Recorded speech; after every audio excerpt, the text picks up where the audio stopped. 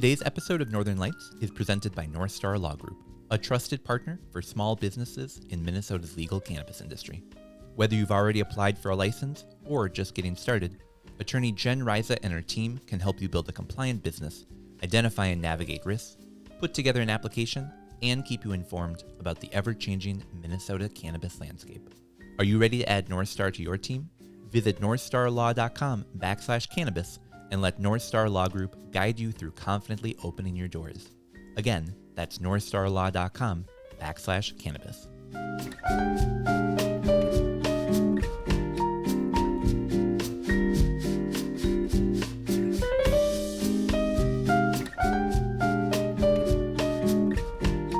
Are you a social equity applicant trying to save money on LED grow lights? Then here's some good news for you. You could get up to 75% off your lighting project, covered entirely by rebates, when you team up with a local nonprofit, Center for Energy and Environment. Since 2000, CEE has provided free energy consulting to Xcel Energy customers throughout Minnesota. Their team of lighting experts will help you get the highest rebates possible and take care of the paperwork so you don't have to. Starting a grow operation can be overwhelming, so take advantage of this free support from CEE.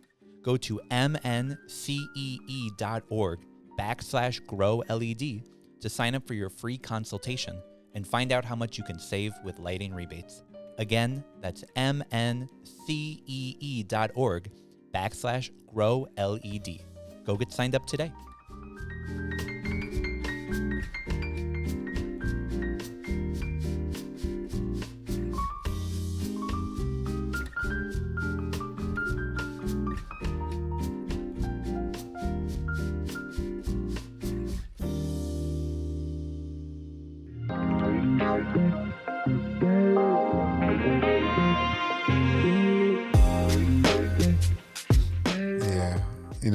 I woke up at like 3:30 in the morning on election day, and I thought the best place to find out the results was sitting on the toilet, because it was definitely shitty. Welcome to another episode of Northern Lights. I'm your host. we need it to be clean, though. We got it to be clean. Sorry. All right. No, you're good. You're good. Hello. Welcome to another episode of Northern Lights. I'm your host, Tanner, joined today by John, Marcus, and Jordan. Howdy, y'all. Howdy. What's going on? So, welcome. Thanks. What a week. Have you guys having anything happen this week at all? Nothing interesting. You? No. Nothing I can say on the air. And you say a lot in the air, so that says a lot. Jordan, how about you? Anything that you did? A lot of crying. Oh, yeah. Welcome back to another episode. Today, we're going to be really digging into the election, digging into what we all saw on Tuesday night and Wednesday morning, digging into what it means for the future of Minnesota, our country, and cannabis in our country. There's no real other way to go into it other than just talking about it. Mm-hmm. Our last episode we recorded on Friday before the election that came out on election day. We were optimistic going into it, I think is fair to say. And that did not turn out. No.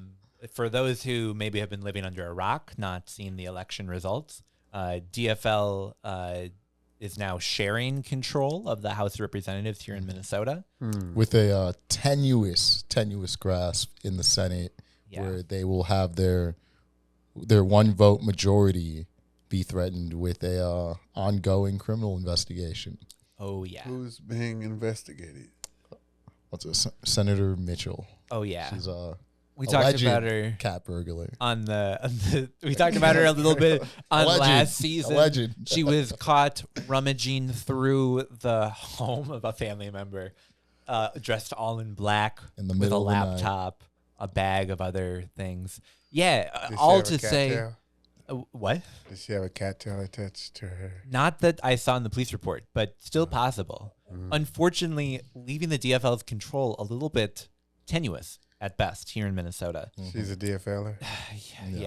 Yeah. On the federal level, let's talk about that. House of Representatives. Let's talk about it. We don't yet know, but the Senate Strong GOP. now controlled by the Republicans, and the president, not Donald J. Trump. Oh, Again. yep.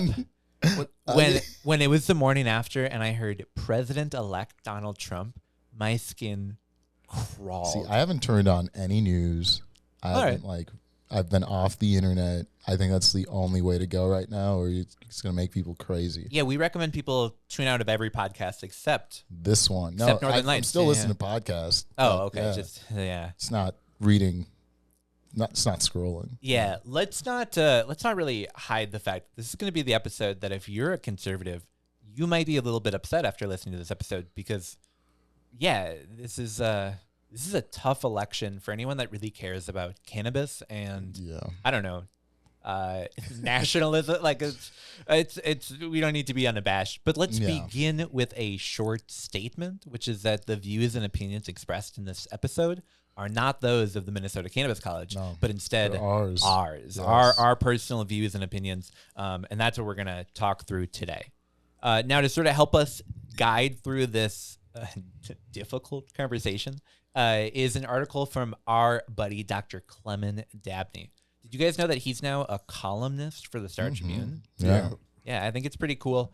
He had an article that came out just a little bit earlier today as we're recording, but last week when people are listening to this, they really walk through the election results and what they mean for cannabis.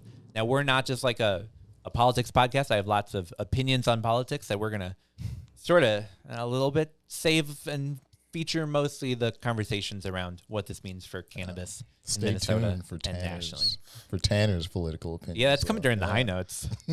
But for this segment during the news, let's talk through what the House of Representatives mean. So as John mentioned earlier, we've got this really weird power sharing arrangement where the DFL and the GOP both have 67 representatives. In the DFL House too, there's just like two reps who are not, they ran for the first time, so they're not sworn in.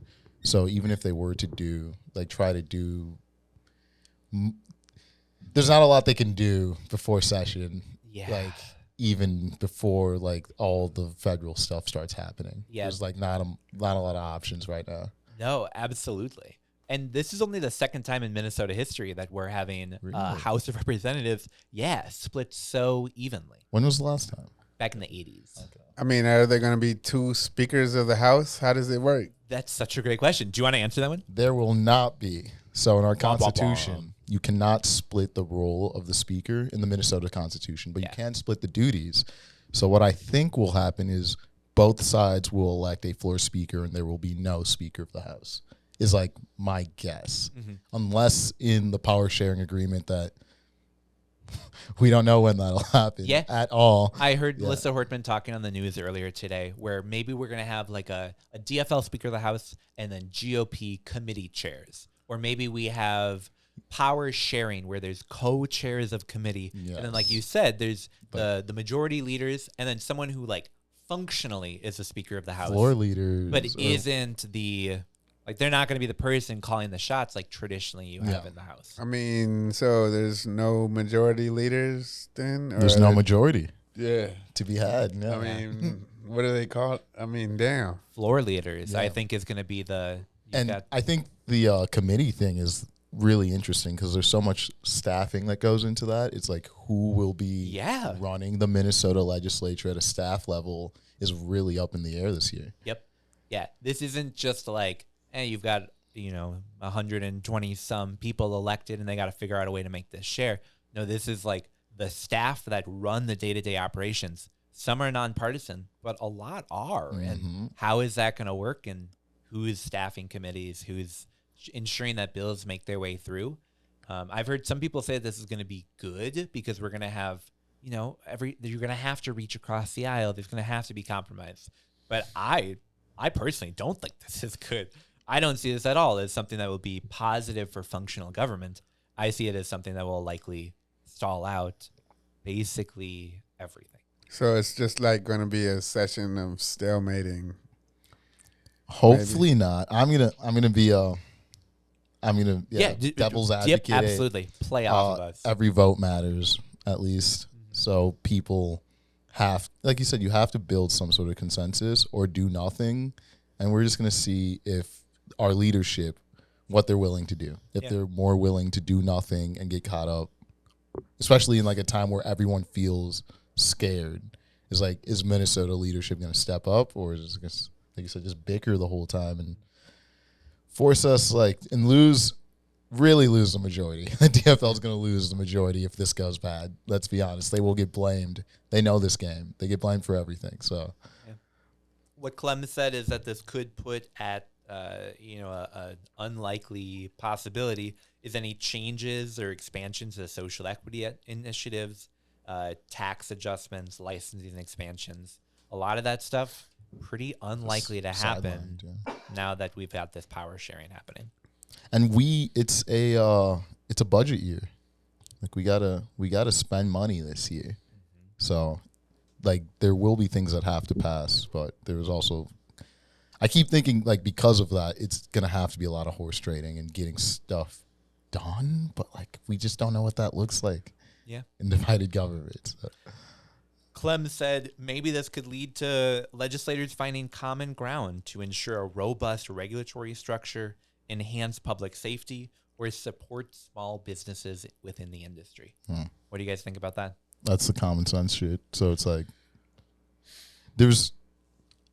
I hope the GOP doesn't find a reason to be obstructionist with common sense stuff, I guess. Because that's what it's going to be in the end. It's you guys have to share power now. You can't just be no, nothing ever happens. I just think back to standing outside of Paul Gazelka's office. And I just don't want us to have a Melissa Hortman was we're really good friends, me and Paul Gazelka. And cool for you. Good for her. I think most of the people in our industry aren't friends with Paul Gazelka. And the idea that we're now going to have the GOP, which, yes, shout out to GOP members. West, yeah, absolutely. There are quite a few, 6 if I recall, that voted in favor of the bill. Most bipartisan in the whole United States history. But what's challenging is I don't really trust the GOP leadership to support measures that are going to help cannabis businesses. I mean, the Republican rep who was the most supportive of legalization was Nolan West, and that guy was railing on the floor against social equity. Mm-hmm. So it's I don't see any improvements coming to the social equity program in the next couple of years. Oh no! I think we can't even think that through legislation. We got to think about structural stuff. That's the only thing they can touch. They can't touch anything beyond that. I mean, I think the industry will be safe in terms of they're not gonna pass any legislation that's gonna make it any worse, though. It just won't be any better. And so that's what I've been telling people is you're looking for the gray lining here. What's that positive note? Is that those who want to start a cannabis business, you don't really have to worry about the rules changing before licensure happens. Sure, it might change 2 years of whatever session happens then, but this upcoming legislature is unlikely to make a bunch of changes that are going to radically, deviate how businesses are looking to operate. I think the rules that we have now are going to be pretty locked in for people who are starting up businesses. I think that's for the industry a good thing, honestly. Yeah. It's work with the rules for a couple years and see what happens. Yeah, I mean, I think the Minnesota cannabis market is going to do pretty well. It's going to open up next year. Don't tell them that. I think it's going to be next all right. year. Fingers crossed. All right. Yeah. All right. I mean, I just read an article today. I mean, it was written earlier this week, Star Tribune, where they interviewed Charlene Briner, and she was saying it's going to open up in the first half of 2025. So I believe that still. All righty. Well, speaking of a lot of things staying the same, let's talk about our governor. So there was a chance there when we were talking about, wow, maybe we were going to have Governor Peggy Flanagan choosing the next director of OCM. Well, that is not going to happen, at least not in the next couple of years here. God forbid. What we are going to instead have is Governor Walz choosing who is going to replace Charlene Briner. How do you guys feel about that now that we know for certain it's going to be Walz choosing the next replacement? Maybe he should just reintroduce the same person. What was her name? Erin? Oh, Erin Dupree. Shout out to Erin Dupree, listener of the podcast. Give her a second chance to make a second impression. I think Oh, we all, Marcus, Marcus. you and I were in the same room with Aaron Dupree not that long ago. Yeah. And, maybe it is time for Walls to give her a second chance. All right. Well, so let's talk about what's likely to actually happen, which is someone else being named probably before adult use licensure is finished. Do you guys think that's fair? I mean, that means like December. How about like somebody like Dan Basic? So, well, hold on. Just to Or answer Chris Wright. John's I'm question, sorry. I think not before the social equity round, but I think before the full round of license. I think before doors are allowed to open, we'll have a permanent director. Fuck if I know, though. What were you saying about who you think it should be? Dan? Somebody like Dan Basic. Who's or that? Chris Okay. Wright. You know. Oh, like a long time cannabis activist, like Yeah, some of these real extremists. yeah. Yeah. Dan Basic used to run the What's he newsletter for the Grassroots Party back in like 2004, 2005. You can actually still get copies of it at the Minnesota Historical Society. See pictures of our friends like Sue and Ollie and Chris way back in the day of fighting it out when way less people would stop at their booth than they do now. But yeah, could you imagine if Walt having one just of those came out guys of in left there. field and was like, "You fought for activism, so you're in charge now." No. Nope, No. not going to happen. From what I'm seeing, there's few lessons being learned within the Democratic Party. So I think he's going to come. He's going to be like, who in my administration wants to do this? It's not even going to have anything to do with the industry. It's going to be like, who thinks they can take this job on and run it like every other fucking executive office? Do you think we'll see someone that's in government now? Most likely. Okay. 90%. Do you think we'll see Maybe out of like a state. lawmaker? Someone from out of state government I could Okay. also see. Yeah. Yeah. Yeah, they said they lawmaker? wanted to hire like a seasoned regulator, like a very experienced bureaucrat. And that's the thing is we have 23, You know what would be 24 crazy? other states. If it's the guy from Maine who Oh, who they brought on. the consultant from Yeah. way back in the day. Yeah, there was that two pair that referred to this as like that wacky, uniquely Minnesota. Yeah. Wow. Legislation, yeah. Wow. Someone like that is what they're going for, though. Yeah. I believe so. I think we'll Or a see. cop. Yeah. Well, I hope that they choose someone who is a seasoned regulator who has experience on the equity side. There's a bunch of states that have legalized before us that have states that have regulated You know cannabis. what would be dope? If they just elevated the social equity director. Jeff? Yes. I think Yeah, that would be pretty That great. would be there we go. You got to do your thing. You got to pick someone from inside that you already hired. Got to do our thing. Pick someone from the industry. That would be a good call. I think having someone at the highest level with an eye on social equity is perhaps one of the best things that we could do. If only. Well, more to come. Walls, if you're listening, we've got some good candidates. And also, come on the podcast. Come on, Dan. Can you rip a bigger dab than our buddy John? Only one way to find out. I'll wear a flannel. Come you can wear on. a flannel. We can wear hunting hats or whatever. He's so good. Wow. Dabbing with Tim. It would have been cool. That Yep. would be pretty. It would have been epic, cool. though. Yeah. I saw a big bus with his face on it, so he's got that going for him. Wow. Do you think he gets to keep it? Probably not. No. All right. Well, let's move on and talk about national politics, should we? Why not? We're going to first start by talking about the ballot measures that happened.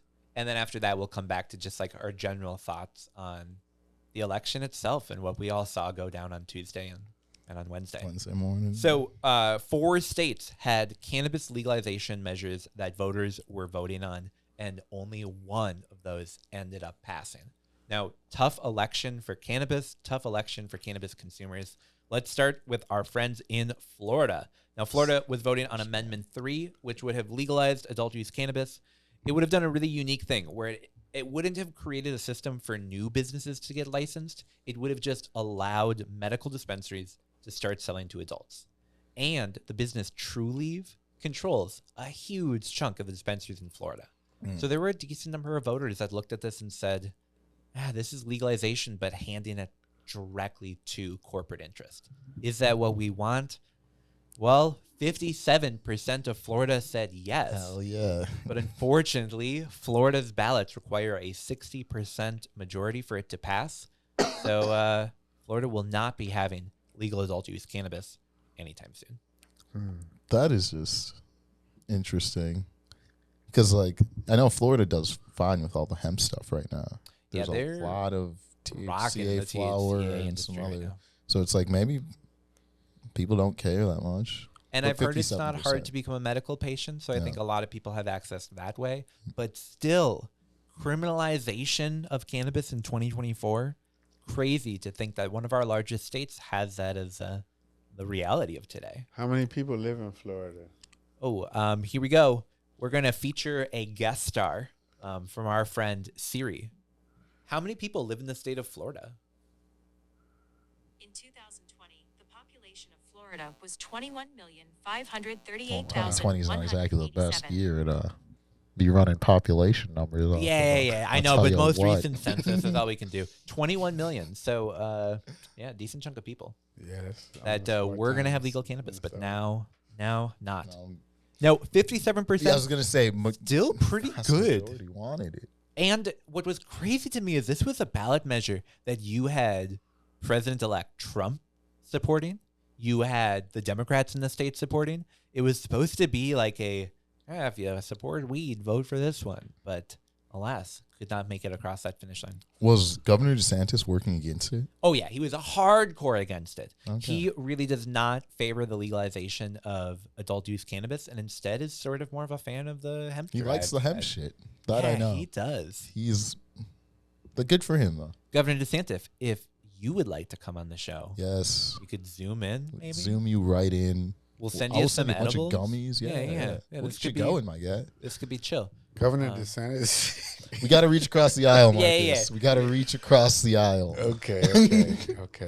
But he eats booty like groceries. Well, so Florida, guys, what do you say we leave it there?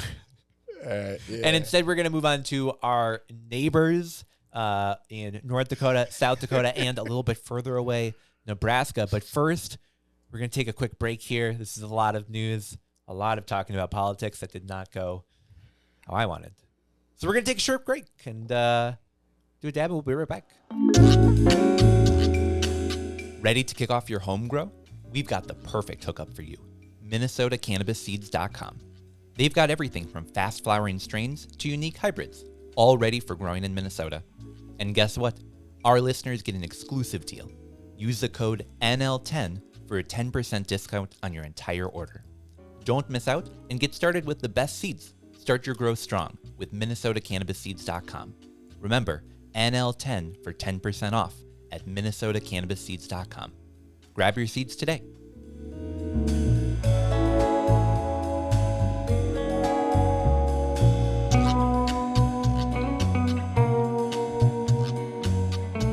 So it's another month, which means it's time for another Seed of the Month with Natural Harvest. Casey, we're super happy to have you here back in the studio. Hey, Tanner. Thanks for having me back. Great to be here. Yeah, so it's November, which means it's time for another Seed of the Month. Now, just before we jump into what the actual Seed of the Month is, tell us a little bit about who Natural Harvest is. We were stoked to have you on the show just a couple weeks back. For people who maybe missed that, who is Natural Harvest? Thanks. Yeah, Natural Harvest. We're a local seed bank here based in Minnesota. We ship countrywide, but our focus is on the Minnesota market. Very cool.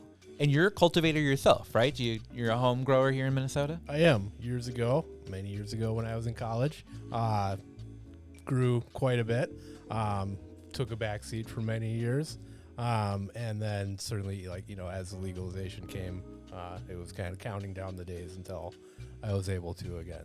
I love that. Yeah, a study that came out from the state of Minnesota said that almost a quarter of cannabis consumers are growing at home in Minnesota, which I think is incredible. Shout out to home growers across the state. No doubt. That's awesome. I mean, we go to events all over the place and we see tons of people, and it's amazing how many people are interested. And I think really going back, right, indoor growing has kind of always been the focus here in Minnesota. We have such limited time that, it's always been there. It's just, now it's out in the open.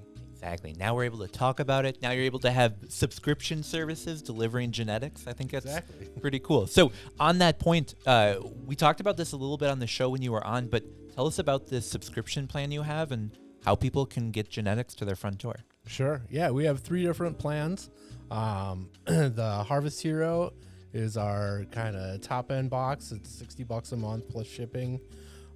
Budding Grower is $35 a month, and then our introductory plan, the Seedling Starter, is $15 a month. Awesome. Very cool. So no matter where you're looking to enter in, you can get seeds delivered right to your door, ready to start growing. Yeah, and it gives you a really good opportunity, whether you're new and not really sure where to go, right? There's thousands of options out there. So it's kind of a no-brainer, like, here's what you get, versus, even seasoned growers, right? It's something new and different and fun to try, and you don't have to, put a lot of effort into it. Let us do the hard part. I love that. So let's get to it. It's November. What is the seed of the month that we got going into this month? Yeah, super excited about this one. This month is Slurricane. Okay. So it's a cross between Do-Si-Do and Purple Punch. Awesome. 2 classic cultivars.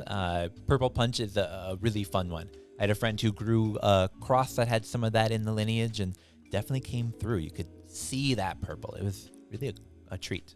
Yeah, no doubt. I'm really excited to see how it turns out for people. I haven't grown any of it myself, but I did recently do Do-Si-Do outside over the summer that's drying right now. Okay. So super excited about that. How's it smelling? I know you said it's drying now, but sort of the early initial thoughts of it? Oh, it smells great. Yeah, I'm really excited. So. Awesome. Cool. Well, I'm excited for people to get that box in the mail, to get those genetics into soil, into cocoa, however people are growing, and just get that growing across Minnesota. So people are looking to sign up for that. Maybe they aren't yet signed up for your subscription plan. Where can they go to get themselves up for that? Sure. MinnesotaCannabisSeeds.com. Awesome. And MinnesotaCannabisSeeds.com, that's what you said? MinnesotaCannabisSeeds.com. I love that. Awesome. Go check that out today. You can get signed up, get those genetics right to your front door, and start growing. I'm really looking forward to that one. I've never grown Slurricane ever before in my tent, and this feels like a good excuse to maybe give it a go. Try something new. Yeah, absolutely.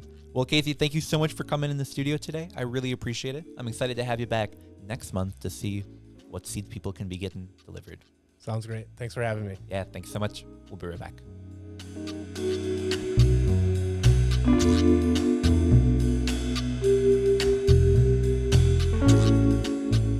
My mom's such a big fan of the show. She called me the other day and she was like, hey, great episode. She's like, but you told that story about being stoned when I called and I didn't know you were stoned.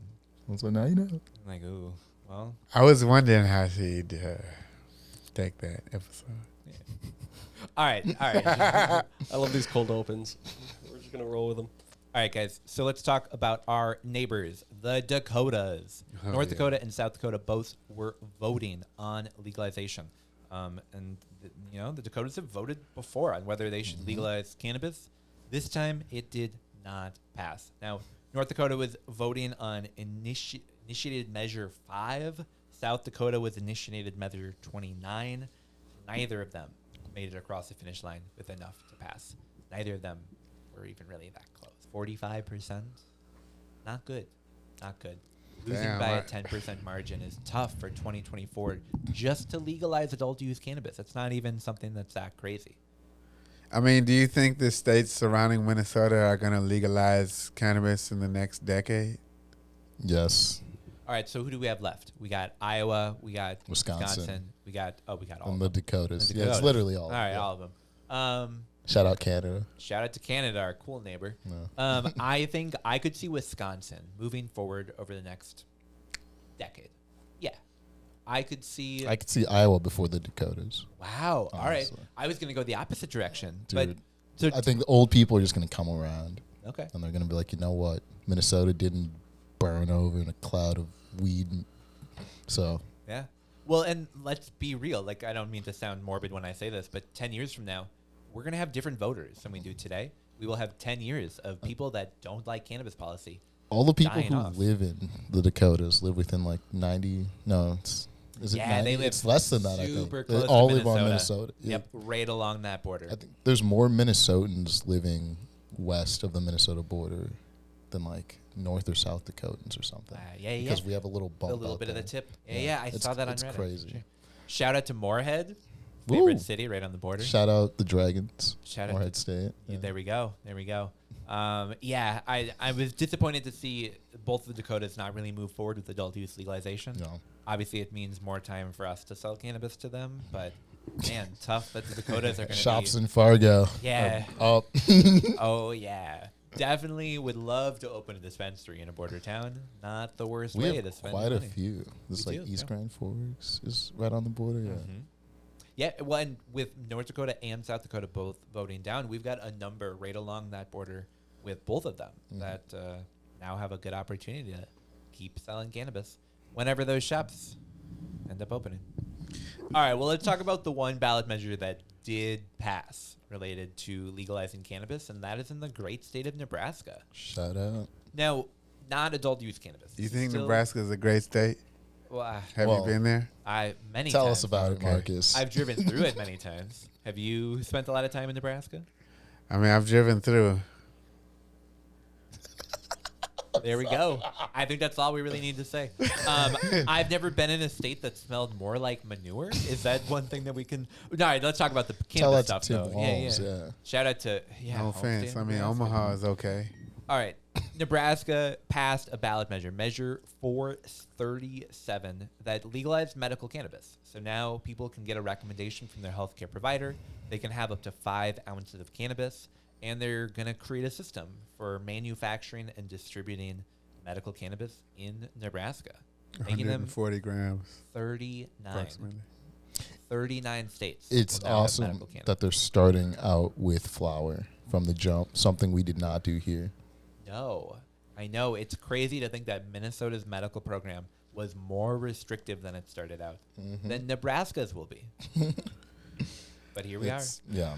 Honestly, mean- not that surprising. They're right next to Colorado. You know, on the west side. Dude, they are literally the highway, no pun intended, Yeah. between like other people and going to Colorado. Yeah, there's been a lot of people.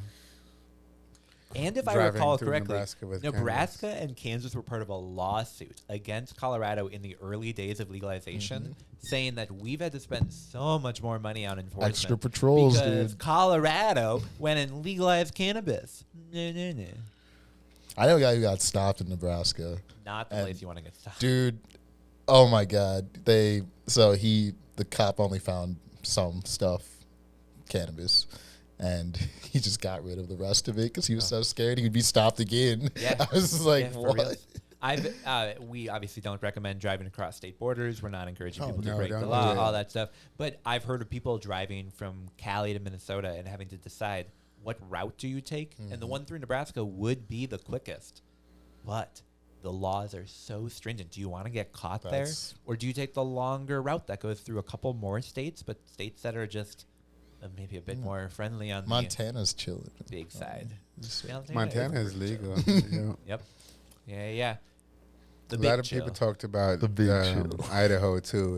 It's a much smaller state, but you know that's another state people didn't like driving through. Yeah, because Idaho was one of the few states that even CBD was illegal. Like Oh my God. crazy Yeah. laws in Idaho. So definitely don't want to get caught there. Idaho and you the pimp. Well, so with these ballot measures, we've now got 24 adult use states, 39 medical states. You know, we're You're a the mixed majority. country. Tipping point. Tipping point indeed. Almost. Well, so we've got a couple other measures that we just want to give a quick shout out to. They weren't direct legalization measures, but Oregon was voting on ensuring that cannabis businesses have labor peace agreements, allowing their employees to unionize if they want to. It wasn't something that was part of their original program, is part of Minnesota's program, and now will be part of Oregon's program. That passed 55 to 44. Dallas voted to decriminalize cannabis just within the city, just deprioritizing it for police. We know how city decrim works. It's not perfect, but voted 65 to 34. You know, Super shout out to majority. Texas. Could be a sleeper state. Maybe we'll see cannabis soon. Probably not. Probably not. Probably just adult use. They also do great with the hemp stuff over a there ton of hemp stuff. down in Texas. And then, I'm sorry. oh no, go ahead. No, I remember back when Colorado legalized adult use in 2014, and I went down there and I met this woman named Wanda James, Shout out to Wanda James, who is a great advocate for equity in the industry. But she had a brother who lived in Texas in the past, and this guy had spent 4 years in prison because he had got arrested with a 1/4 pound of flour. Interesting. And they made him do prison labor. Like this guy literally was picking cotton during our lifetime. Wow. Through the Texas corrections shitstorm. Yeah. I think we feel like a lot of that is so far in the past, but things like that and things like our election results are a good reminder that it's really not that far. Constant in the past.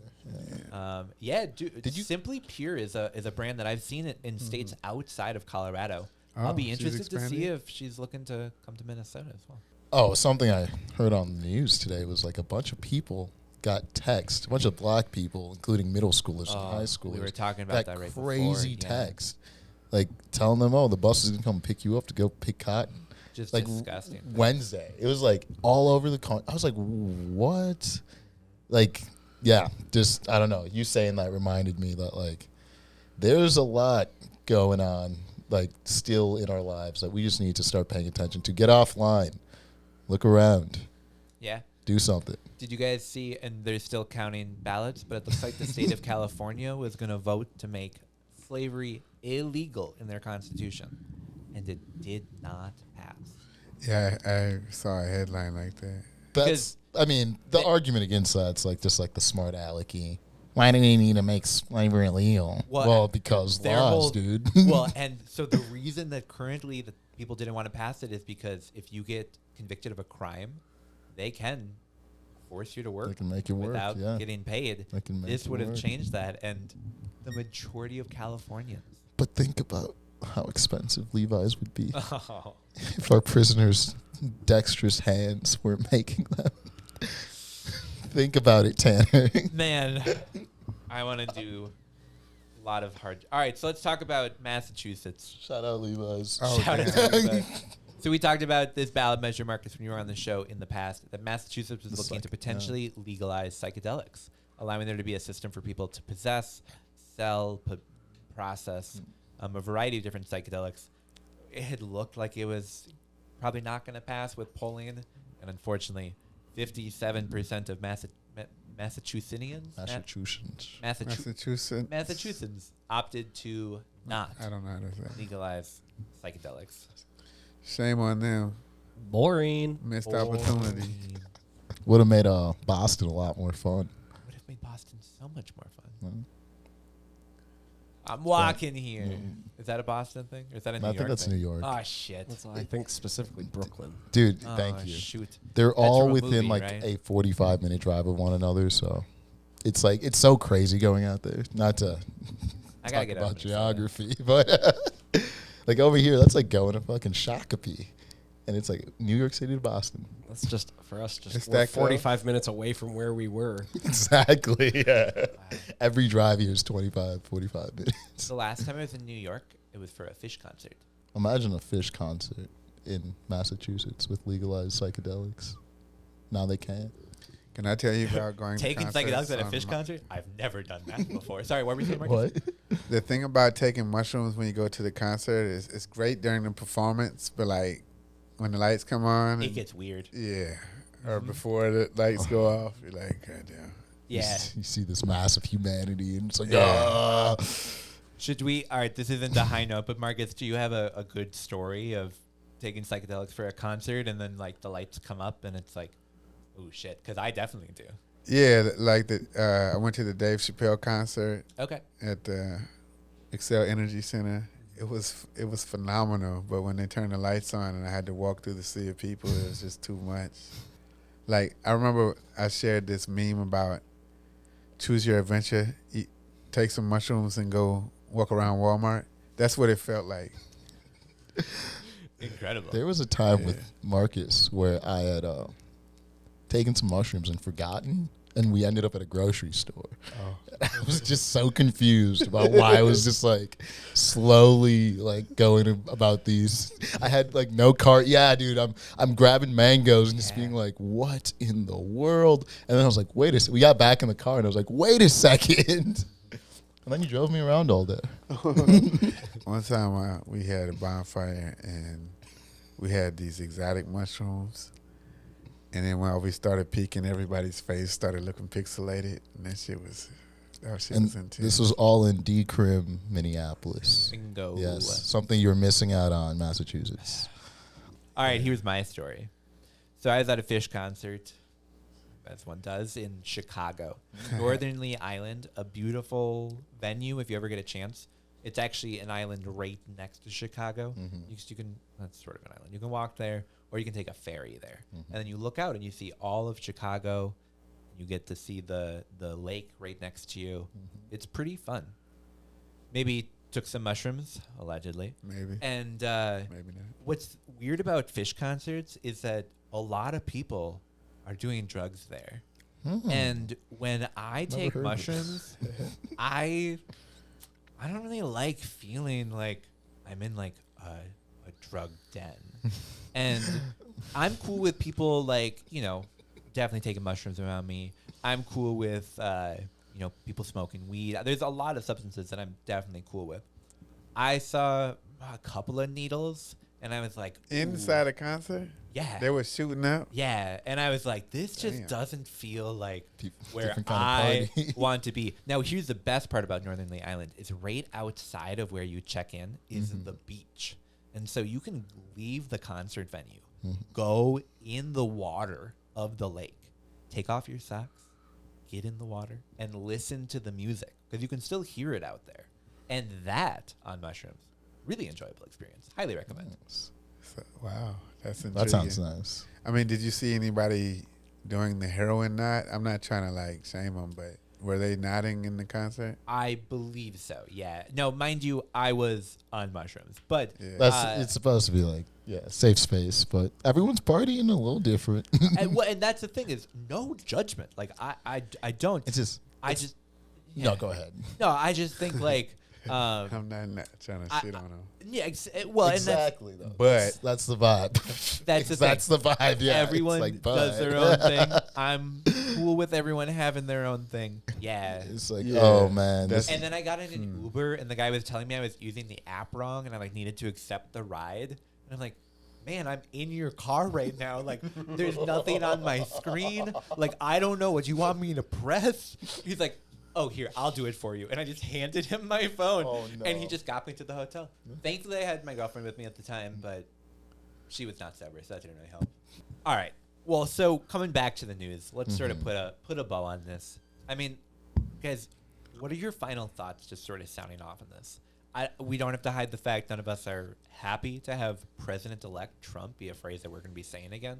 None of us are happy to have the DFL, how, they're not great, but they at least support cannabis more than the other guys.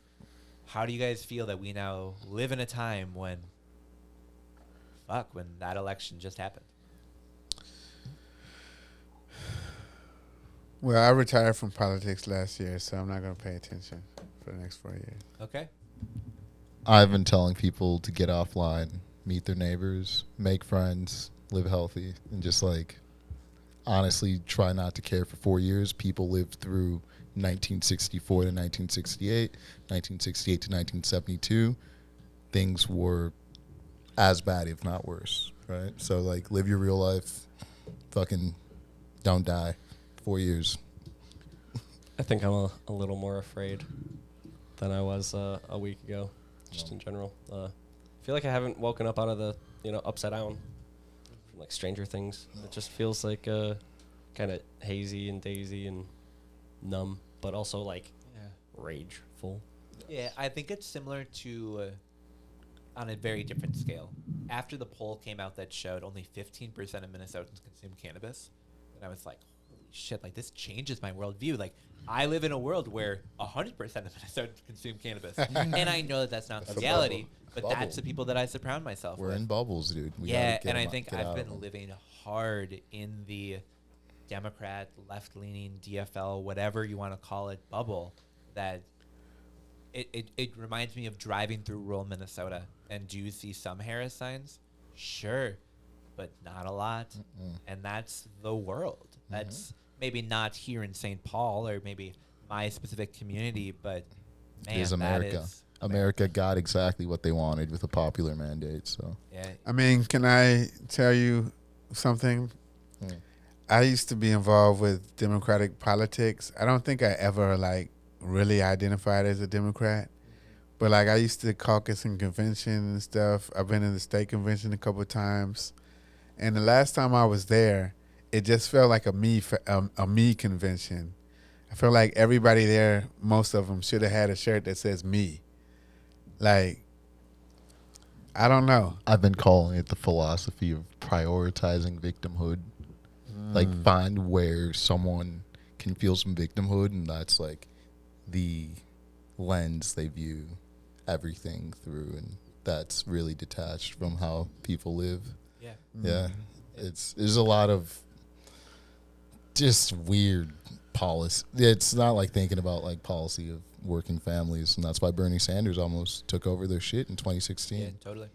It's the, when you're a DFL door knocker and you go to someone's door. Oh, I'm a DFL door knocker. Yeah, Dude, that's the thing too. It's like, well, yeah. the conversation that you have with someone isn't necessarily the, hey, what do you think about protecting abortion rights? Or how do you feel about trans rights, which are important. But it's the, hey, do you want to make things cheaper in your life? Broad policy. Yeah. Hey, do you need to like make sure that you're not going to lose your job because your company downsizes? Like things that I think are the bread and butter of like reality. They just didn't. They've escaped a lot of DFL leadership, and they're going to lose the majority outright unless they get back to that. Yeah. And I've been saying machine politics, guys. Show people exactly how politics helps their life. Maybe you'll win an election. Yeah. That's the hope. Or coast. Yeah, it's another disaster, but hopefully Nothing like living through two this will wake disasters up. Yeah. in a decade. Yeah, I keep saying like I'm, late 20s. I've been living in unprecedented times my entire fucking life, and I just want some precedented times for a little bit. That'd be sort of chill. It's like literally from 2001 to now.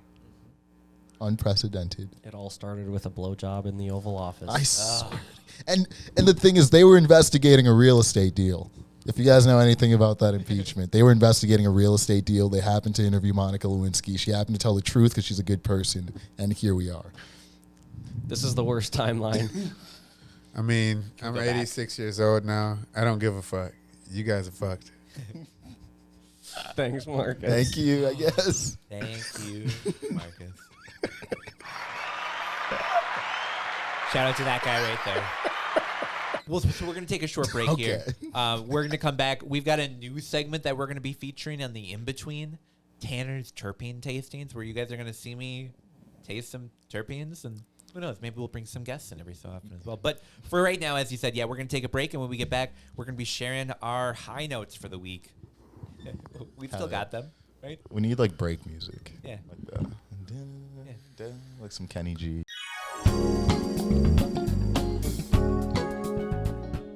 Ever felt like running a cannabis business means running in circles just to get basic banking? Union Bank and Trust gets it. They've been helping cannabis businesses for over 10 years, solving problems like securing accounts, managing cash flow, and navigating regulations. No more jumping through hoops, no more runarounds. Just straightforward banking solutions built on trust, integrity, and performance. That's unionbankandtrust.com.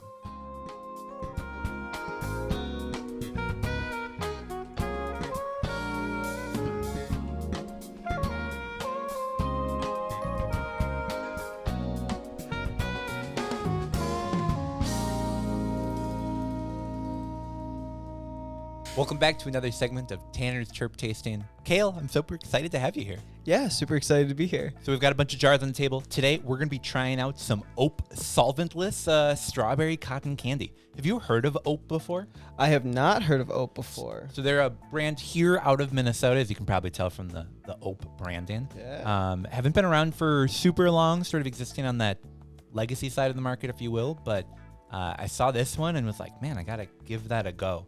What we're going to do today is we're going to give a sort of a scoring of the jar, take a smell of the inside, do some tastings of it, and then we're going to rate it on our token system on 0 through 10 and sort of figure out what we think of it. But let's start with the outside of the jar. It's a pretty fun one. I like the sticker of it. It's got that raised texture to it. It's got the fun Ope sticker along the side. I like that they use Comic Sans on the bottom, showing that they're a serious cannabis company. It's a good one. Let's go ahead and hold that up for the cameras here. Ope Solventless. All right. Well, nobody wants to just talk about the outside of the jar. Let's talk about what's actually inside this. I'll let you go ahead and give that an open and give that a smell. Some jars I try for the first time here in the studio. This, as you can tell, that's not 2 grams. We've already given this a little bit of a sample. What do you think of the initial smell of that one? I'm getting like some pine, some funk. I'm getting like some sour out of it too.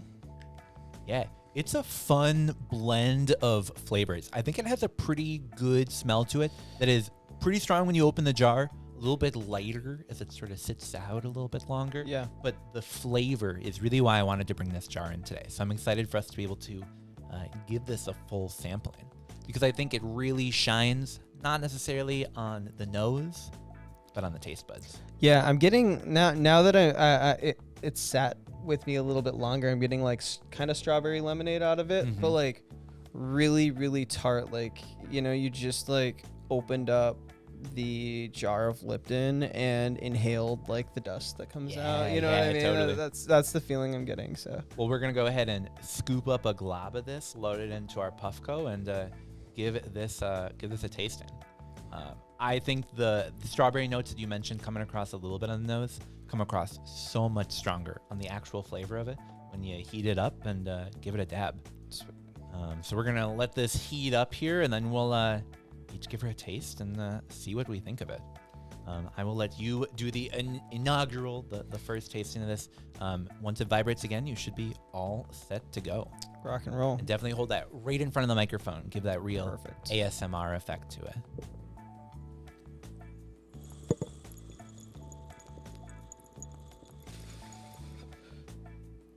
Thank you, my friend. Yes, sir.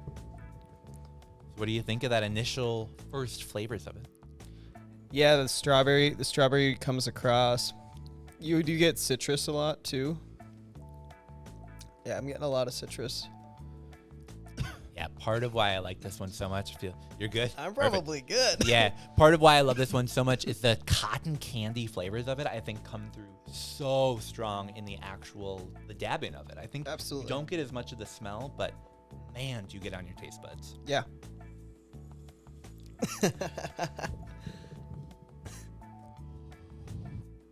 Got to do it for all the ASMR fans at home, you know. All right, well, now comes the real test. We like to do a little Q-tip test on here, see how clean it actually comes off. Sure. Because if you've got a bunch of burnt plant material left behind, it can really affect the flavor, and that really comes through well when you go to clean it. Sure.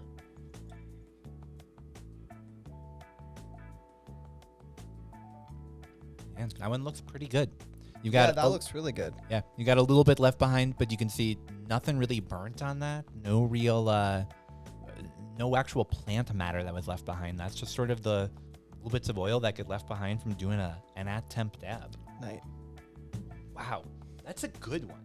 Yeah, Ope Solventless, new here in Minnesota, at least new to me. But man, this is one I definitely recommend.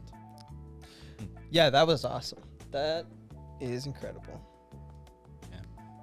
Minnesota, if Minnesota doesn't own the solventless like bubble hash game up here, like solventless rosin, I think up here is it's going to be a lot easier in the winter due to temperatures. Oh, absolutely. And I think if we don't have the market cornered on that in the next 3 to 5 years, we did something wrong. Absolutely. We did something wrong. For sure, yeah. Because we have so much talent up here, and so it's really fun to see. Like I've very recently been getting into rosin, and you know, now that since legalization, it's just been little more accessible.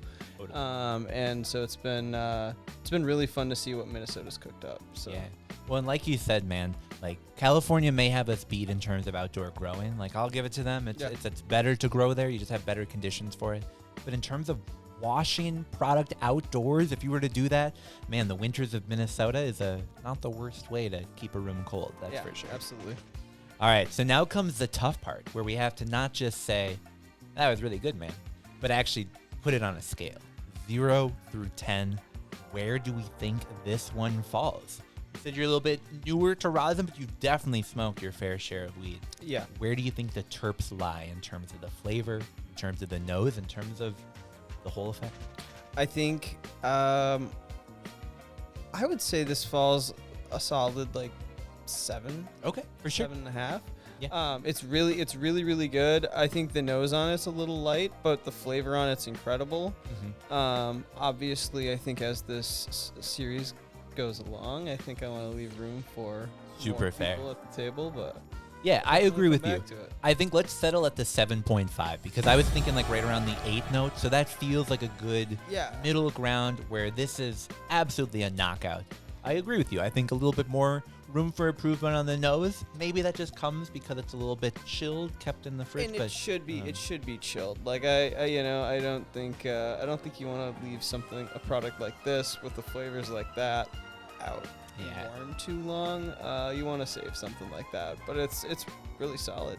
Yeah, they've got a new drop coming up, and this is one that I'm definitely stoked to grab another jar of. That's for sure.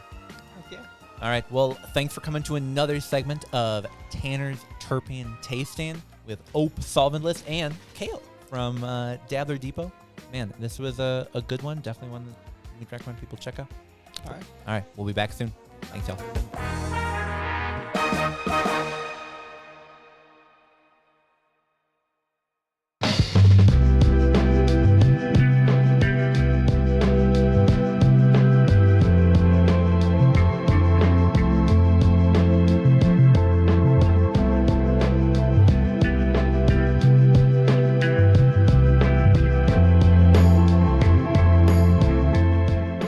All right, so there's this guy named Harry Mack who does freestyle rapping on TikTok. He'll meet with people on Omegle and just blow their mind. Give me 3 words. I want to do a version of that, but I'm just so bad, and I just keep going and just see how long it goes until people press the skip button.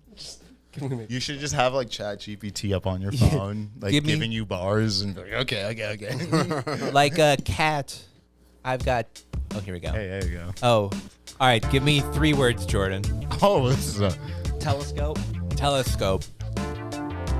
Hickory. Hickory. No way.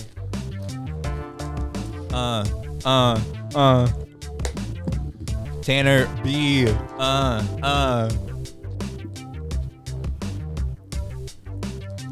You can never see me when you looking through that telescope. You can see me if you look around and you'll say nope. I cannot see you because I've smoked too much dope. Whoa, whoa, whoa, whoa, whoa.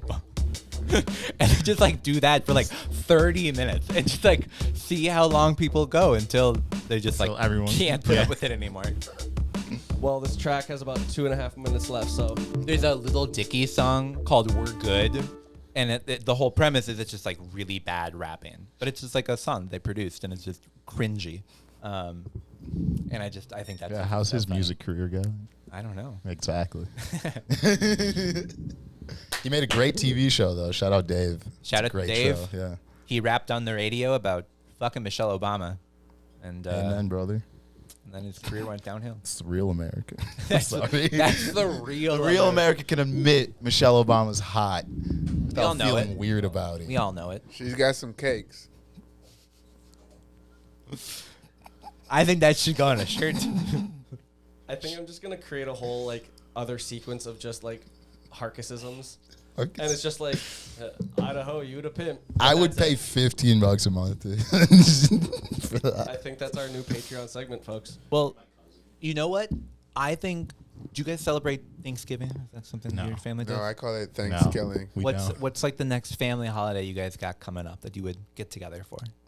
We're gonna get together. Okay, soon. all right, super fair. Yeah. So the next time you get together as a family, I think you wait for sort of that natural lull in conversation whenever it's a large group, and you just look around and go, hey, has anyone seen the new episode of my podcast?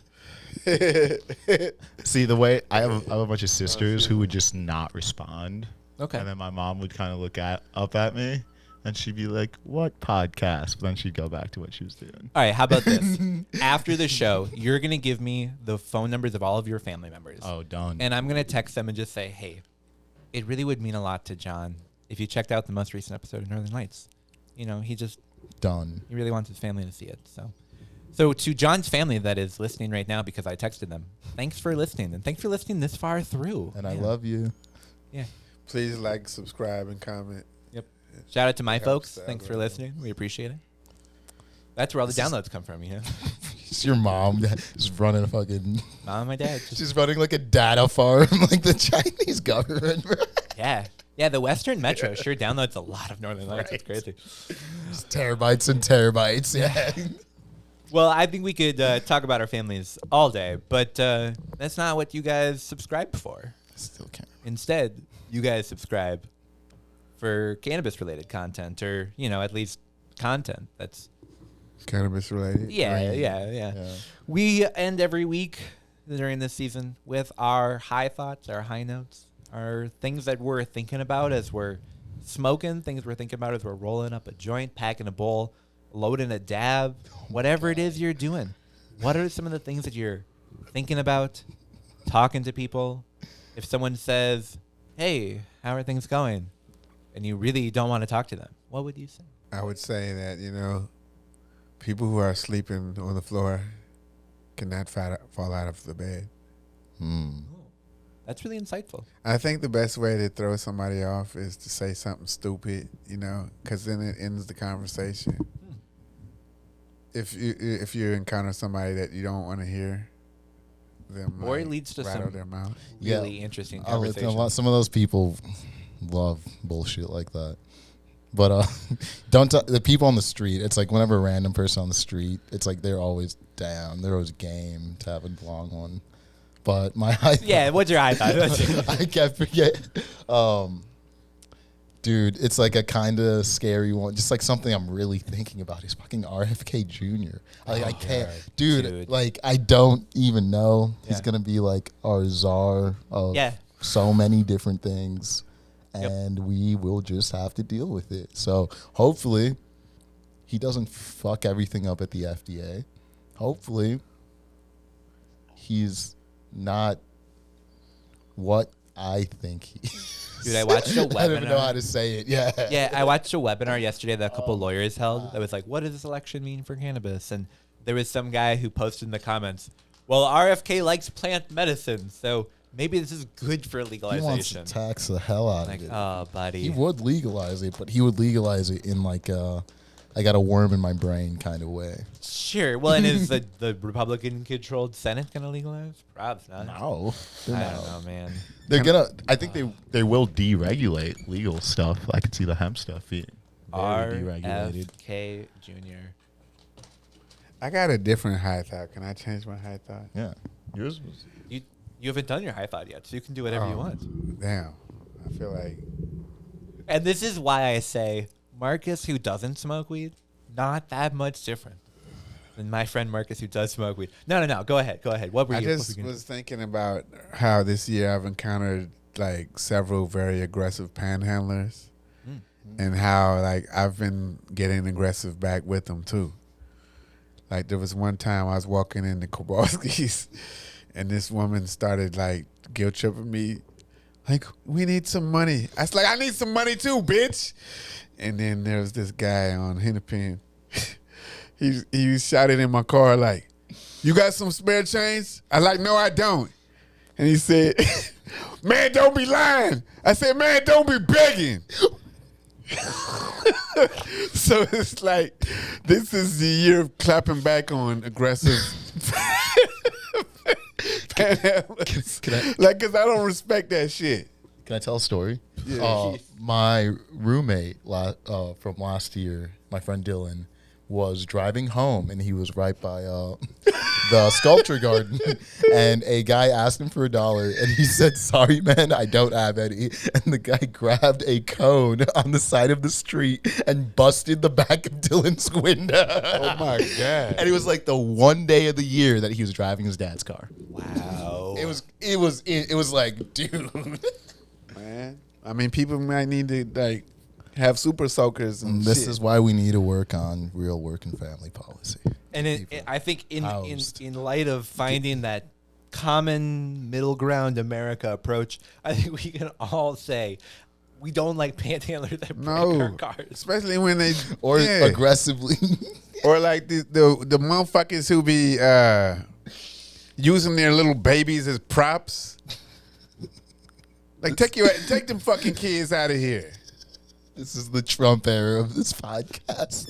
Jeez. Using their little babies like props. We got to make Minnesota Like you've been great. out here like how many times this month? Are those even your kids? I'd like to change what I said earlier. The Marcus who doesn't smoke weed, very different than the Marcus who does smoke weed. Sorry. Jordan, you No, I'm haven't not. shared your opinion on panhandlers. What do you? Well, Do you support people breaking cars with cones? no, of course not. I don't know. You were sort of quiet for a minute. Well, no, I was thinking of whether or not to tell this story. That usually means yes. And it's not necessarily a panhandler, more of just somebody asking for some help. But the circumstances of the situation were bizarre. I was, at this point, working downtown Minneapolis. This is pre-COVID. And I'm out on my lunch walk. I go and grab a burrito from Chipotle. And I'm walking back to the office.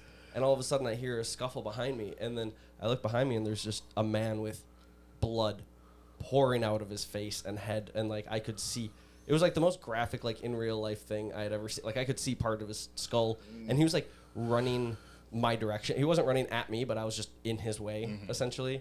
And then so that's not funny, obviously, but then who I believe to be an unhoused man is following him, just making sure he's okay. Oh, it feels sadistic. And so then I obviously okay, I'm right near a police precinct. This man needs help. I make a call, and I just basically am reporting exactly where this guy is slowly trudging. This guy didn't know where he was. Yeah, he didn't know where he was. He was all I think he knew is that he was running away from something, and he was scared. And so this unhoused guy comes and just follows me, following this guy, and then he, after the police kind of get to him and help him sit down, and just we knew that the situation was handled. The guy who had been following me is like, "Hey, that's some crazy shit. What you got in that bag?" And I was like, "It's a burrito." And I just handed Just it take to him. it. I was like, Just you take have it. my burrito, man. I hope it. Don't fills even you up." want to eat it. After seeing a human Yeah, I was skull, gonna say it. You know what? If you can eat. So not necessarily the same situation, but a bizarre situation. God, I say this so genuinely, non-ironically, love living in the city. That was the one and only crazy moment I've ever seen working and living in Minneapolis. You guys are learning something new about me, which is that I laugh when I'm uncomfortable. And every time you describe someone breaking their leg, and I just laugh. And it's not because I find it funny. I just need to say I mean, I that. laugh at all the wrong things too, so I can relate. Okay. I mean, but when you talked about the burrito, it made me think about how some places there's certain outdoor activities in remote areas where they say you got to bring a burrito bag, which means if you got to take a shit, you got to shit and carry your shit back out. I don't know what type of environment that is, but I was like, I don't want to do that type of outing. If you climbing up Machu Picchu, do they make you shit in a bag? Anyone know? I don't believe so. Okay. But they call it I don't know where they're doing it. I don't know where they're doing it a burrito because Okay. A lot of high thoughts. I'm today. gonna have such a hard time editing this episode. So, Jordan, Yeah. what's your high thought this week? I had it, and now Now it's I've gone. lost it. So I was hoping something would come to me in the meanwhile, but nothing has. The Golden Bachelorette is getting really, really good lately. For those carrying Oh, on that. actually, I so gotta I check saw a that out. commercial that I wanted to ask you about. Yeah. Men Tell All, Golden Bachelorette. Has that happened yet as of recording? It happened on Wednesday. Okay, so Men Tell All and Women Tell All episodes of the Bachelorette and Bachelor series, some of my favorite. It's just people just yelling at each other and gossip and like my favorite parts of the series. Now, this is a bunch of old people. Was it the same? How was it? It was the entire opposite. It was I hate that. It was men tearing up, making each other like tear up from their just brotherly love. It was I love that. people expressing Despise gratitude. it. It was people admitting that they grew and evolved as men just because they lived in a mansion with other men who empowered them. They like made Oh them my feel God. seen. It was very, very. This sounds like my kind of show. You gotta hop on the Golden Bachelorette. we need more brotherhood. I like it for them as people. I wish it on people. It's not good. TV. It's terrible TV. It's just Good TV. New Arc. Shout out- Oxford Training Arc. shout out Demon Slayer. Good TV. Just Yeah. came out. New season. Salt Lake City, the Real Housewives of Salt Lake City has been really good this season. Highly recommend that one. Salt Lake. Is that real? It is real. Never gotten into that. Oh, Are they all Mormons? so good. Half of them are Mormon. Some of them are Jewish. some of them We've are just- talked about this, Tanner. So actually, so here's the worst part. It's the other Mormon show about Oh, yeah, moms you were based in telling Salt me Lake City. about Yeah, different Mormon you're show, thinking yeah. of Mom Talk. Highly recommend people check that out. But no, this is the Real Housewives I'll series cue it up right after the in Hot Salt Tour Lake City. podcast. Oh, right after Talk Tua. Talk to her. Talk Tua. You know, it's actually clever because if you talk to, it's like talk to her. If you get it, talk. Yeah, to no, her. I think You it's get it. Yeah. Hillary Clinton said Pokemon Go to the polls as a way to try to to get the kids and it famously is like a cringy statement. Nobody likes it. And I think Kamala Harris should have come out and said, you guys gotta walk to them polls and vote on that thing. But nobody liked that though. They didn't do it. I don't like that. If the Hawk Tua girl, whose name I'm forgetting right now, if she would like Haley something. there we go. Thank you. If I she know wants, it's Haley something. shout out to Haley something. If she wants to come on the podcast, we'll dab you up. We would love for you to Dab you up. I don't know how to use this. Marcus doesn't want that. I mean, I just miss cannabis, so I'm fantasizing about. Doing dabs with the dab. Hawk Yeah, Tua like- girl. This is where it No, goes up. Well, yeah, Doing dibs. Fades to that. yeah. Oh. God. I mean, yeah. All right, guys. I'm gonna get a little bit on the soapbox Oh here. my God, Tanner, your face is on your socks. You and your wife. Oh yeah, I guess we could feature that on the podcast. Yeah, I do have my face and my wife's face right on my socks. That's pretty gangster. Do you guys not wear clothing? With I you? saw your wife. I did not see your own face on. Yeah, I mean, all right. That's awesome. So I picture was this. like, wife guy Serious socks. Makes styles. sense. So picture this. You and the bros, you're all getting together playing Call of Duty, and then you guys just play so well that all your socks fall off. How are you going to know which are yours? True. Well, It's got your face on it. no, actually, And your these wife's came from my wedding, and I got all the groomsmen them, and I continue to wear them like all the time. As you should. Socks are socks. As I should, yeah. I hope your friends are still wearing them as well. Actually, every time I see them, they make a point to and go, Good. oh, I see you're not wearing them today. Do you not respect the institution of marriage? Amen, brother. Shout out to Aaron. All right, here's my real high thought, though. You guys, this is sort of political, but it's not something that's anything new. I've been saying for a long time we should abolish the Minnesota Senate. And I believe now more than ever, we should switch to a unicameral governmental system here in Minnesota. Now, let me talk about what that is. We have the House of Representatives. We have the Senate. Why? Why do we have two elected bodies to do the exact same job? Nebraska has one. They just have the assembly. It just has the people they elect. They get together, they vote on shit, just like any other legislative branch. The House and the Senate make sense when you're having a compromise. Small states, big states, population.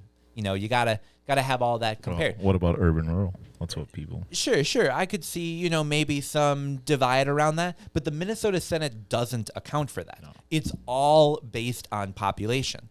So, you know, maybe you've got like the House of Lords and the House of Commons, like in the UK. They just serve different functions. Here in Minnesota, the Senate, House of Representatives, literally the exact same thing. It just costs Minnesota taxpayers twice as much. And Do you get better representation? They just have better shit over No. at the Senate too. That's like the thing. I It's like- agree. And so, especially now in this in-between time, where we have a Senate that does have a majority, but the other body doesn't, suddenly grinds our entire government to a halt. I don't see why the House of Representatives not having their shit together should hold up our entire function. People voted, they made their opinion heard, and we've got the DFL majority Senate. The House is only fucked because we have an even number of people. So we every I know so that often, was dumb as hell. so dumb, and it's literally just because we have our Senate, and then we double all those districts to 2. 67 because times it's the 2. exact same as population. If we, like Nebraska, had a single governmental body, we have the governor in charge of that branch, we've got the courts in charge of that branch, and then we've got the elected representatives in charge of that branch. It just makes so much more sense. Back when Paul Gazelka was in charge of the Senate, I was big on the abolish the Senate because I just hated Paul Gazelka. But this election I season, protested outside his office. yeah, absolutely, long ass drive. But yeah, that was a good protest. And I just feel now more than ever is the time that we need to be revisiting how our government is structured, and we don't need a duplicitous legislative branch. We can have the people we elect just do their fucking So job. would you want 67 or like the 134? So personally, I think we should keep it closer to the number in the House of Representatives because I like there being less people per representative, but it's got to be an odd number. Like, I hate that we have an even number and that there's no one who's in charge of breaking the tie. we need to make a The district. Senate in the federal, they have the vice president to break it. Here in Minnesota, we don't have that. There's nobody in charge of breaking ties. It's dumb. Should there be like a statewide tiebreaker seat established? No, I think we should just have an odd number of districts. I We've like- got an I odd like number of a senates. rotating tiebreaker seat, but it's just like normal guys. You just get like it's a lottery and you just get it. Okay. It's All right, if we "Hey, did it like a- Jordan, yeah, it's if your we did, week like, to jury go break duty. the election. I think that could be fun, where they just Call pick a Jordan random in to citizen. Flip the coin. Jordan's like, what are we voting on? Honestly, Just rolls out of bed. What? Yeah. if we trust random ass jurors to decide whether people have broken complicated laws, we can trust them to pass complicated laws as well. Amen. So I would that's my high note for this week is once again calling for the abolishment of the Minnesota Senate, saying that we just need smaller government, not in like the conservative way, but just in the like less duplicate, doing the same shit kind of way. We don't have 2 departments of health. We have 1. We can have 1 elected body. I think it'd be easier to pass legislation. So much easier. A lot easier. I mean, this year everything's gonna be like go through the meat grinder that is the House just to go through the fucking Senate for no reason. Yeah. So. And how many times have we had it passed where like the Senate was just like wild off their horse and then passed a bunch of crazy bills that thankfully the House was there to check? Never. That's never happened. That is not the system that we need. Abolish the Senate. Okay. Why not? So go to the website, abolishthesenate.com. I don't that's know not that a- domain. Don't go there. Hey, I learned how to make turkey bacon crispy recently. Ooh, all right. You just had to have some oil. Oh. What were in the you pan. using? What were you using before, I was just heating it up without the oil. dude? Not enough fat in there. Yeah. It's not greasy, you know. I'm like, damn, this solves a problem I've had for years because I don't eat pork. Getting like a good butter. Wow. In there. Crispy turkey bacon is such a game changer.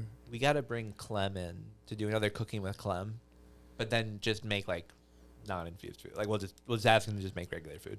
It's just like, can you feed us today? Yeah, just cooking with Clem. We'll Thanks get for high making and us you dinner. Cook. This dinner brought to you by Doc Yeah. Tabs. Yeah. I think that would be a good segment. I think he'd be down. Actually, Clem is coming on in a couple of months. We're excited to have him back on, and who knows? Maybe we'll do some cooking in the studio. I don't know about HVAC. I don't know either. We'll get a fan going. Yeah. Well, Funky or cold worst case Medina. scenario, we just No. Grill out. Grill. Yeah, I was we'll thinking just of a grill. do it live. Grill live stream. It's like 4 hours of us drinking beer and grilling. Just standing around like the 4 dudes from For fucking like, King of the Hill, King of the yeah. All right. Well, here's the question I want us Occasionally someone to rolls a joint. end with this week. It's a tough week. Not gonna lie. What is one thing that you guys do for self-care? Something you do to help yourself relax, unwind, that you just enjoy doing. You know, what's your like guilty pleasure? I need just to end my day with a positive note. What's your high note, if you will? Oh yeah, I smoke weed and I read books, Tanner. There we go. Hey, I'm all about that one. I love that. What is your go-to, Marcus? You got a bad day, you come home. What is your thing to make it better? All right. Marcus likes clapping. Jordan, what's your go-to thing? Walks with the dog. I like that. It's the simple time to. I think I've mentioned I don't touch my phone. Like I have it with me in case I get attacked or something. But yeah, it's just dog walks. It's good for her, good for me. What about you, Tanner? I've just been doing a lot of baking, which like is delicious, but what have you been making? it's gonna be a problem soon. The most recent thing that I made is some pumpkin cookies with a little bit of ginger, nutmeg, and then vanilla icing right on the top with some delicious buttercream. Look at you. It's good. And I made some that have 25 milligrams in each cookie. Gosh. And those are pretty good too. Golly gee That whiz. sounds nice. I know I love a good bonfire though. Yeah. And then maybe that's another thing that we should be focusing on is, really getting our headspace in the right headspace. Yeah. Well, if you guys have something that you do for self-care aside from, smoking weed, which is Or a clapping. pretty good one, or clapping, post it in the comments below. We always love to hear from you guys. And if you've got questions you want us to bring on the show, Marcus will answer them with his usual sense of seriousness and wonderful sense of joy. Style. Hey. The real. Well, you can find us on YouTube, on LinkedIn, on Reddit, Twitter, Instagram, Blue Sky. Not yet, but after this week, definitely something we should consider. And we'll be back in your feeds next week. Definitely subscribe on YouTube. We're dropping videos there basically on the daily now, so you can catch up with us, see what's going on in our lives. We got new segments, and we're doing lots of hanging out around here at the Dabbler Depot studio. So stop on by here, Payne Avenue. They've got a bunch of other locations as well. 2 other locations. Jordan, where could people find if they want to go to the Dabbler Depot? Excellent question, Tanner. I'm glad you asked. You can find Dabbler Depot Liquor Store and THC on West 7th in St. Paul, right across from Mississippi Co-op. 1545. 1545. Look for the big old donut. Look for a big donut out front. Yeah. Big old donut. You can't eat it though. Then obviously we were sitting in seats. Tried. A lot of plaster. Payne Avenue, 951. 951 Payne Avenue on the east side of St. Paul is where you can come and get all of your home growing needs, your dirt, your lights, your seeds, Or just come hang out. or just come hang out with us. Dirt Friday. McGirt. And then our South Minneapolis location, right on 28th. Yeah. By 28th what's it Avenue called? Like South and Baker's 42nd Wife. Baker's Street. wife, yeah. Baker's Dude, Wife, gotta stop in, grab a Danish, go to Dabbler Depot. And who knows? What's fun is like you watch TV and none of those people are actually real. But you watch the Northern Lights podcast, you stop by the Dabbler Depot, and you might run into one of us. It's pretty cool. Real. Yeah, we are real. That's. I Could you mean, imagine? Jordan's We've been- behind the Yeah, camera, it's so Yeah. Look at my hands; they're real. I promise. I do want a hologram though. I want to be able to like project myself. Marcus Harkus hologram. Well, thank you guys for watching. Share Northern Lights with your friend. Drop a comment below, and we'll be back in your feed next week. See you later, y'all. Stay safe out there. Peace.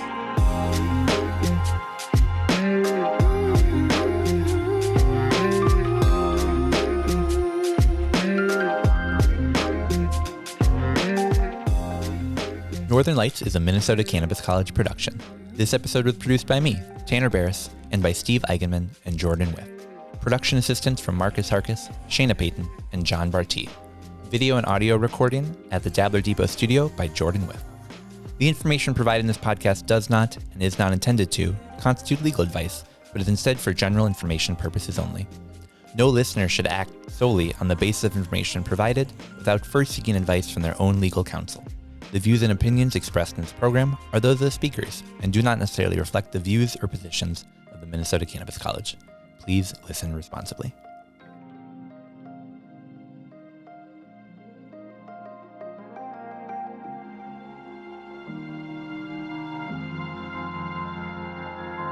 Bye.